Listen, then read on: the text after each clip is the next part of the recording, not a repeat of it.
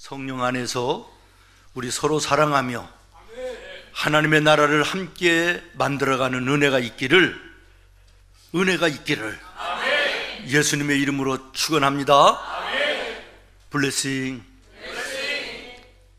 따라하겠습니다. 사랑하라십니다. 그래서 사랑합니다. 누구 쳐다보고 오시는 거예요? 좀 옆에 분 쑥스러워도 좀 쳐다보면 좋을 텐데. 조금 전까지는 여러분들의 얼굴로는 세상에 나가서 예수님의 사랑을 도무지 나타나 보일 수가 없었던 얼굴이에요. 최소한 지금 정도의 얼굴은 돼야 빛이 될 수 있고 향기가 될 수 있지 않겠어요? 다시 한번 인사합니다. 블레싱. 예수님의 이름으로 사랑합니다. 아멘.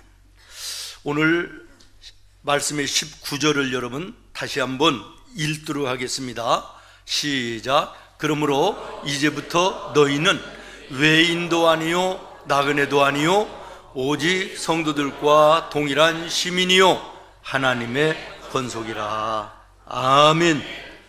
지금부터 너희는 외부 사람도 아니고 떠돌아다니는 나그네도 아니고 구별된 성도들이며 하나님의 권속이다. 아멘. 여러분, 이 권속이라고 하는 단어 좀 생소하지요?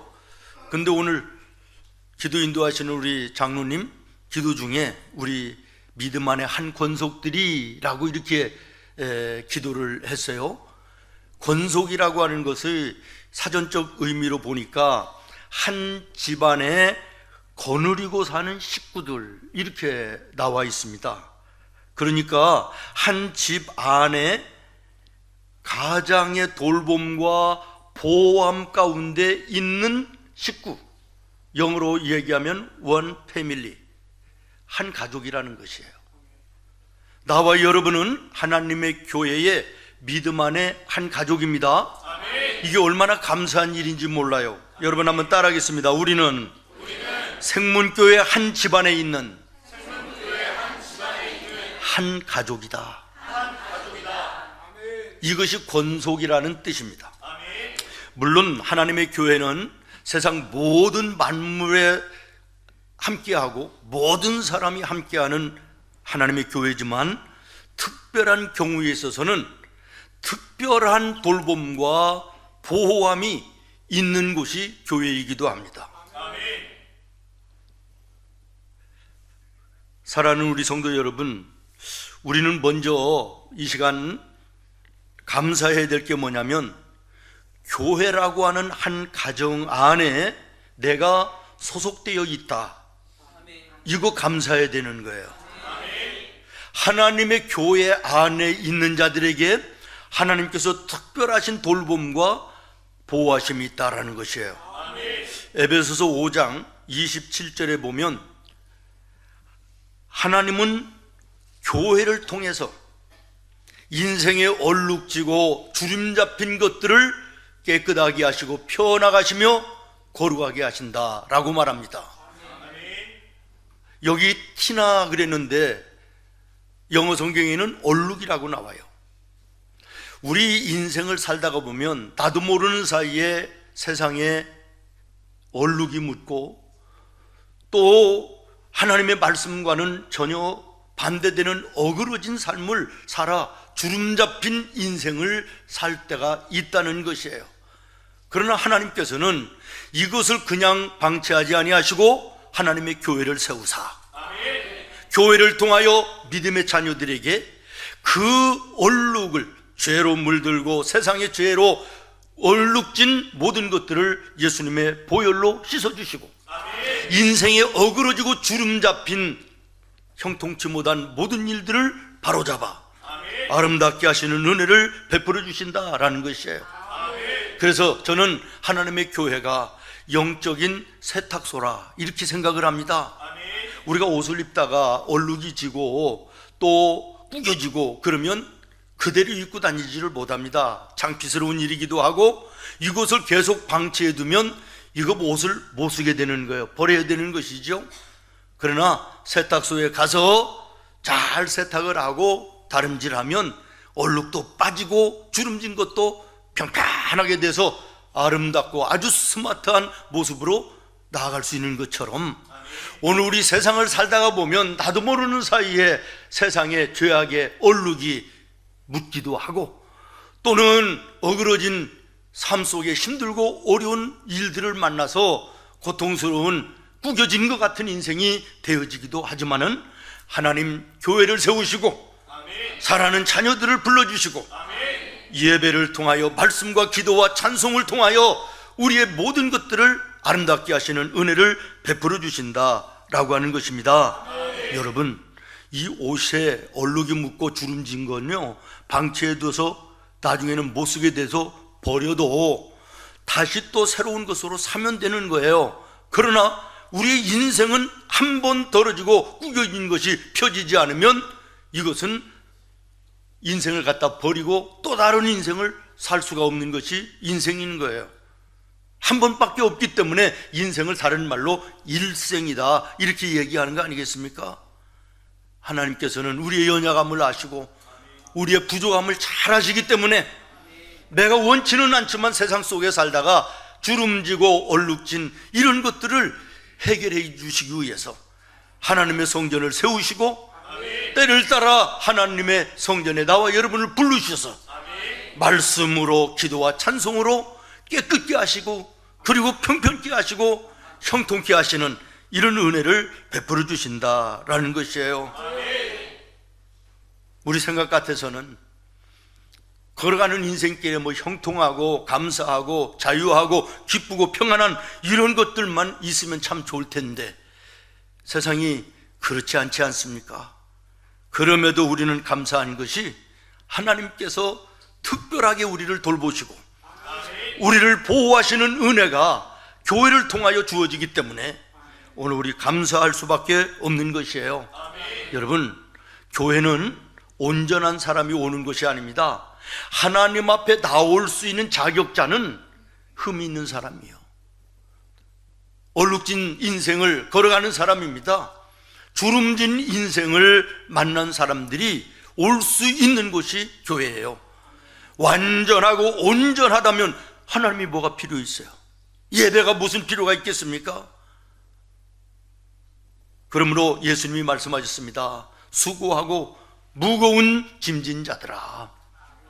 이게 무슨 말입니까? 인생 살다가 얼룩지고 인생 살다가 어그러져 주름진 인생들아, 그래서 힘들고 고통스러운 사람들아, 그런 말이에요. 다 내게로 오라. 내가 너희를 쉬게 하리라.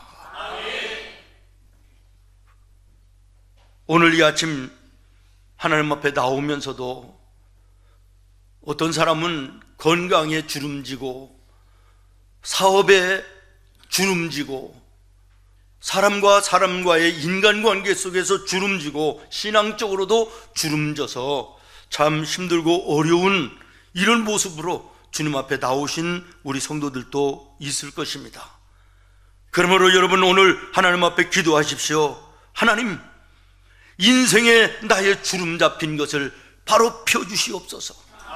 인생 속에 얼룩진 것을 주님께서 보혈로 씻어 정하게 하여 주시옵소서.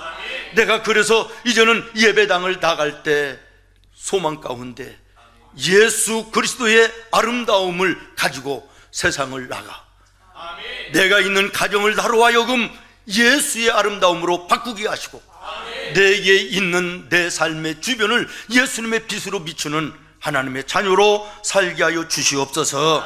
이렇게 기도하시기를 바라요.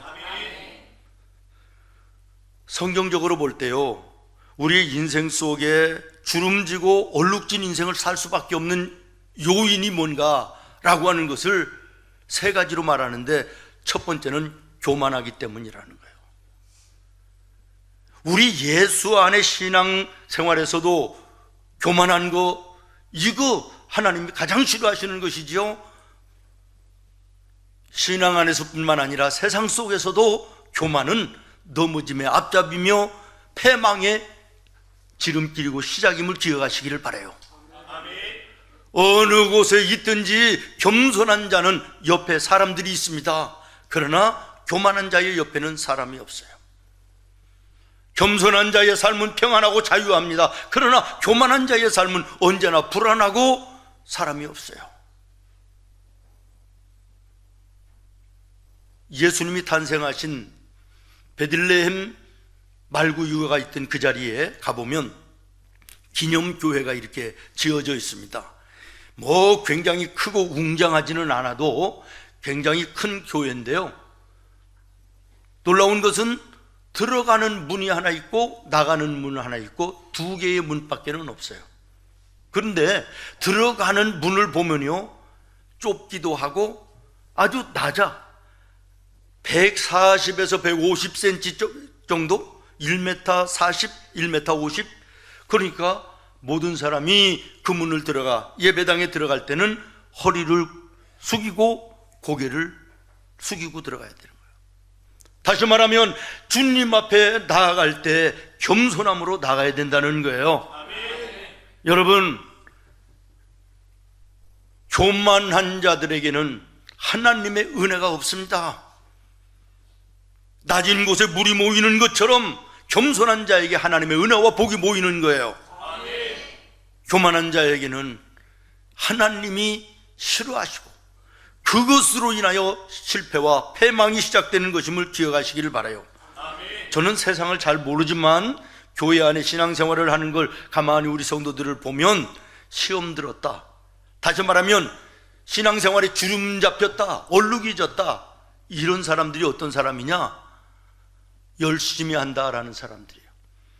내가 그래도 앞장서 일하고 최선을 다해서 열심히 한다라고 하는 사람들이 그런 사람들이에요. 그러다가 조금만 어렵고 섭섭한 일이 있으면 내가 교회에 한 일이 얼만데, 내가 얼마나 많은 일을 하는데 내가 누군데, 이런 교만한 이것 때문에 넘어지는 거예요. 시험 드는 거예요. 교만해서 그런 거예요. 그 다음에는요, 신앙생활이든 사회생활이든 적극성이 있어야 돼요. 열심히 있어야 된다, 그런 말이에요. 교회의 이 신앙생활을 하는 거 보면 교회의 모든 일에 동참하고 시험 들 때는 시험 들어도 열심히 하는 사람들은요, 그것을 이겨내고요, 금방 또 바로 서서 믿음으로 아름다운 삶을 살아가요. 그런데 언제나 문제는 누구냐면 함께하지 않는 사람들이에요. 어떤 모임이든 행사든 섬김이든 빠지는 사람들이 뒤에서 뒷담화를 하고 불평과 불만을 얘기하는 거예요. 여러분, 신앙 안에서도 교회 생활도 모든 매사에 적극적으로 열심히 하시기를 바라요. 여러분의 직장 생활에서도 그래요. 회사든 학교든 어디서든지 거기에 열심히 하시기를 바라요. 소극적인 사람들이 돼서는 안 된다는 거예요. 믿음의 열심을 가지고 주를 섬기라. 아멘. 그 다음에 또 하나는 부정적인 사람들, 불평과 불만이 많은 사람들과는 가까이 하지 말라는 거예요. 그 사람들을 불쌍히 여겨서 기도해 주기는 하지만 그 사람들과 하나 돼서 함께 하지 말라는 거예요. 우리의 마음에는 죄성이 있기 때문에, 남아있기 때문에 죄와 잘못된 것들과는 바로 합해지는 거예요. 그러므로 여러분의 주변에 회사에서든 이웃들이든 교회 안에서든 입 열면 누군가를 얘기하고 불평하고 원망하는 이런 사람들이 있으면 기도해 주시고 가까이 하지는 말라는 거예요. 감사하고 찬송하는 사람들을 찾으시기를 바라요. 찾아봐요 지금. 그리고 그 사람들에게 밥을 사주면서라도 가까이 하시기를 바라요. 모든 것이 전염되기 때문에 그래요. 불신앙도 원망과 불평도 전염되는 거예요. 감사와 찬송도 전염되는 거예요. 내가 다른 사람에게 좋은 선한 영향력을 끼치지 못한다면 내가 물들지는 않아야 될 게 아니에요? 나쁜 것에. 오늘 우리 믿음의 성도들 정말 하나님 안에서 참 기뻐하고 감사하는 삶이 되기를 예수님의 이름으로 축원합니다. 오늘 19절 말씀을 제가 계속해서 얘기하는데 다시 한번 19절을 보십시오. 그러므로 라고 시작이 됩니다. 그러므로. 이것은 앞에 있는 내용이 뒤에 있는 내용의 원인이나 이유가 되는 이때에 앞과 뒤를 연결해주는 연결부사입니다. 지금 그러므로 하고 이야기하는 모든 바울의 이야기는 너희가 이제는 나그네도 아니고 고아도 아니고 하나님의 자녀요 하나님의 권속이다. 그러므로 하나님이 너희 마음에 함께 하시는 거룩한 교회로 세워져 나가고 하나님의 자녀의 아름다운 모습으로 만들어 나아가는 이런 모습이 너에게 있지 않느냐라는 것이에요. 그러면 무엇 때문에 이런 은혜와 돌봄과 하나님의 보호하심이 있느냐? 1절부터 8절의 말씀을 그러므로가 받고 있는 거예요. 죄와 허물로 죽었던 우리가 예수님의 십자가의 보혈로 사함받고 구원받은 이 은혜를 감사하는 믿음을 너희에게 가졌기 때문에 내가 이제는 너희를 하나님의 거룩한 성전으로 만들어가며 그리고 너의 삶에 내가 돌봐주며 내가 너를 도와주며 내가 너를 보호해 준다고 하는 약속의 말씀이 있는 것입니다. 여러분, 여러분의 가정에도 가장되는 가장이 우리 가족을 생명 걸고 지키고 보호합니다. 돌봅니다. 마찬가지로 하나님의 교회 안에 하나님의 자녀가 되고 권속이 된 나와 여러분을 하나님께서 특별한 방법으로 돌봐주시는 거예요.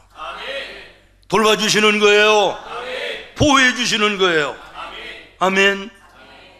성경에 보면 하나님이 당신의 권속이 된 자녀들을 돌봐주시고 보호하여 주시는 이런 방법이 많은 방법으로 말씀되고 있는데 대표적으로 묘사하는 몇 가지가 있습니다. 첫 번째는 신명기 32장에 보면 독수리가 날개로 그 새끼를 받는 것 같이 지켜주겠다는 거예요. 독수리는요, 조류의 왕 중의 왕 아닙니까? 강한 새지요. 새끼를 놔놓고 둥지에서 새끼가 어느 정도 크면요 그대로 두지 않는데요, 어미가 둥지에서 밀어내요, 새끼들을. 그러면 새끼가 날아본 적도 없는 새끼인데 이거 어떻게 됩니까? 또 독수리는 높은 곳에 집을 짓는데 그 밑에 바위 틈 같은 데 집을 많이 짓는다네요, 습성이. 그래서 떨어지면 바로 바위에 박살나는 거죠. 그런데 민다는 거예요. 그러면 그 새끼가 얼마나 발버둥 치면서 막 떨어지겠습니까? 그런데 떨어져서 바위에 닿을 순간에 쏜살같이 내려와서 날개로 받아서 다시 올린다는 거예요. 그리고 또 밀어내고 날릴 때까지. 그 다음부터는 자유롭게 날라서 창공의 최고의 새가 된다, 이런 얘기예요. 이게 무슨 얘기냐? 하나님은 하나님의 백성된 나와 여러분을 세상의 인생의 위험 속에서 지켜주신다는 거예요. 당신의 손으로 받으시고 땅에 부딪혀 깨지지 아니하도록. 오늘 이 세상이 얼마나 험합니까? 얼마나 위험한 일들이 많이 있습니까?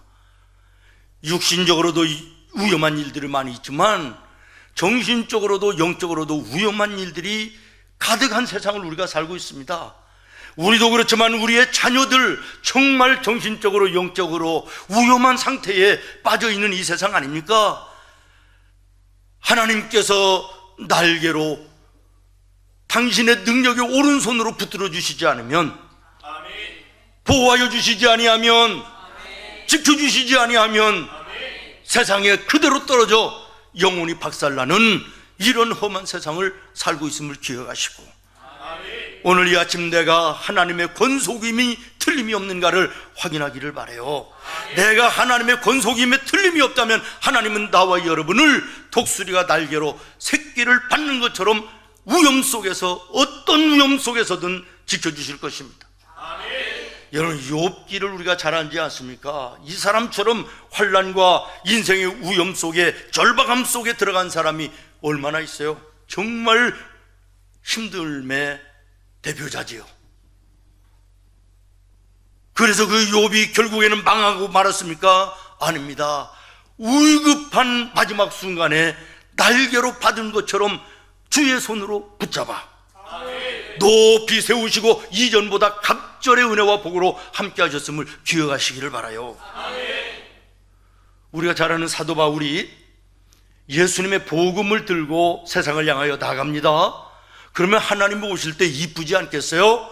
그러면 길을 열어줘야 되지 않겠어요? 장애물이 있을지라도 장애물을 부숴버리고 시온의 대로처럼 열어줘야 되지 않겠어요? 그런데 그렇지 않습니다. 가는 곳마다 지탄의 대상이고 핍박이고 곤란이고 수도 없는 매를 맞고 침뱉음을 당하고 감옥에 갇히는 것도 수도 없이 당하고 그런 모습으로 갑니다. 이해가 되지 않지 않습니까? 그래서 사도 바울이 인생이 실패로 끝난 것입니까? 아닙니다. 원수의 목전에서 상을 베푸시며 높이 그를 들어 하나님 나라를 이 땅에 이루는 위대한 인물로 인생으로 승리케 하신 줄로 믿으시기를 바라요. 제가 말씀드리고자 하는 게 뭐냐, 내가 하나님의 자녀임에 틀림이 없는데 내 생각처럼 내 마음처럼 인생이 되지 아니하고 위험도 있고 환난도 있고 고난도 있고 아픔도 있는 이런 인생이 오늘 내 모습이라 한다면 여러분, 하나님께서 지켜보고 계신다는 사실을 기억하십시오. 절대로 나와 여러분 땅에 떨어지지 않게 하시고 떨어질 즈음에 당신의 능력의 오른손으로 나를 받들어 나를 높여주시며 원수의 목전에서 영화롭게 하시는 은혜를 베풀어 주실 것이에요. 지난주에 어느 집사님의 간증을 들었습니다. 처녀 때 성경을 그렇게 많이 읽었대요. 그런데 성경을 읽다가 하나님이 마음에 뜨겁게 주시는 말씀이 너는 사라와 같은 여인이 될 것이다, 이런 말씀을 주시더라는 거예요. 그래서 사라가 어떤 여인인가, 그리고 계속 창세기를 읽다 보니까 20장 이후에 보니까 하나님께서 너를 통하여 하늘의 별들처럼 바다의 모래알 같은 자손들을 주겠다. 그래서 이야, 내가 결혼만 하면 아마 수십 명 낳나 보다, 이렇게 결혼을 했는데 아이가 안 생기는 거예요. 5년이 지나도 10년이 지나도 아이가 없는 거예요. 하나님 나를 통하여 하늘의 별처럼 땅의 모래처럼 자손들을 주신다고 약속하셨는데 이게 뭡니까? 원망하고 불평했다는 거예요. 그런데 어느 날 기도하다가 하나님이 음성을 들려주시더래요. 입양하라고. 그래서요, 다른 집은 많이 나야 2명 나면 이게 다자녀 가구라면요, 1명, 2명인데 자기는 지금 4명을 입양해서 키우고 있다, 이런 이야기를 해요. 아, 하나님이 사라와 같이 살라고 하는 것이 바로 이 말씀이었구나. 여러분, 이해되지 않는 일들이 신앙 가운데 참 많아요. 믿음으로 살려고 하는데 힘든 일이 더 생기는 거예요. 가로막는 장애물들이 더 생기는 거예요. 웬만한 믿음으로는 그걸 이겨낼 수가 없습니다. 이 말씀을 알아야 이길 수 있는 거예요. 환난 당할 즈음에 하나님께서 피할 길을 주시는 거예요. 내가 감당하지 못할 환난을 하나님이 주시지 않는다고 말씀하세요. 마지막 순간에 나를 날개로 붙들어 주는 것처럼 능력의 오른손으로 붙들어 높이시는 주님이십니다. 또 하나는 시편 17편에 보면, 시편 17편에 눈동자같이 지켜주신다 그랬어요. 어떻게 지켜주신다? 옆에 사람에게 얘기해요. 눈동자같이 지켜주신대요. 지금이 아주 적정 온도입니다. 에어컨 틀기도 애매하고 안 틀기도 애매하고 설교도 이제 중간 정도 넘어서는 것 같은데 이게 지금 정신은, 맑은 정신이 지금 사라지고 있는 이런 경우들이 있어서 다시 한번 말씀을 드리는데 얘기하세요. 눈동자처럼 지켜주신대요. 인간의 이 육체 가운데 자율신경이 가장 예민하게 발달된 곳이 눈이라고 그러네요. 그래서 다른 곳은 다 다쳐도 눈 가는 다칠지라도 눈동자 다치는 일은 거의 없다는 거예요. 조금 아까 말씀드렸던 독수리가 새끼를 날개로 받는 것처럼 지켜주신다는 것은 위험 속에서 보호해 주신다는 것이고, 눈동자처럼 지켜주신다는 것은 매 순간마다 지켜주신다는 거예요. 아무리 위험한 일이 딱 닥쳐봐도 눈이요, 자동적으로 감겨서 눈동자를 지키는 거 아닙니까? 감아야 되겠다? 아닙니다. 자동적으로 닫히는 거예요. 눈동자를 지켜주는 거예요. 매 순간마다 하나님이 나와 여러분을 지켜주신다는 사실을 기억하십시오. 하나님이 나를 버리셨나? 하나님이 나를 떠나셨나? 나를 사랑하지 않나? 이런 생각을 가지고 있을 때가 우리의 신앙 속에 있습니다마는, 그러나 하나님은 어느 순간에도 떠나지 아니하시고, 내가 하나님의 권속임에 틀림이 없다면 언제나 순간마다 지켜주시는 것입니다. 시편 91편 9절부터 11절 말씀을 우리 한번 보겠습니다. 시작. 내가 말하기를 지존 자를 너의 거처로 삼았으므로 화가 내게 미치지 못하며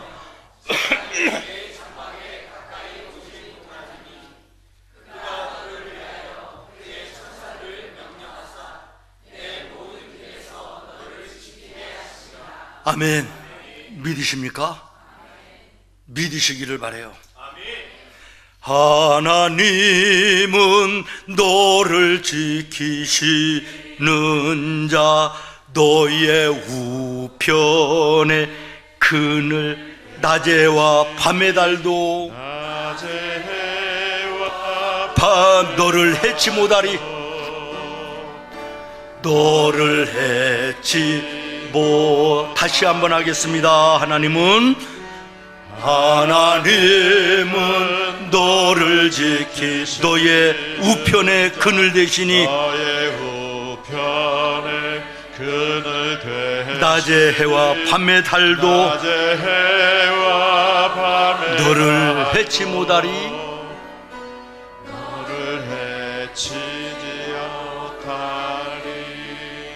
할렐루야. 마지막으로는 마태복음 23장에 보니까 암탉이 병아리를 날개 아래 품는 것처럼 지켜주시겠다는 거야. 독수리는 강한 새지만 우리 닭은요 그렇게 강한 조류가 아니지 않습니까?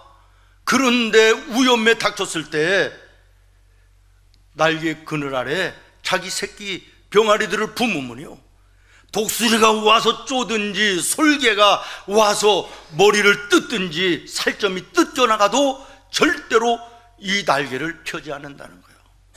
생명을 걸고 지킨다는 거예요.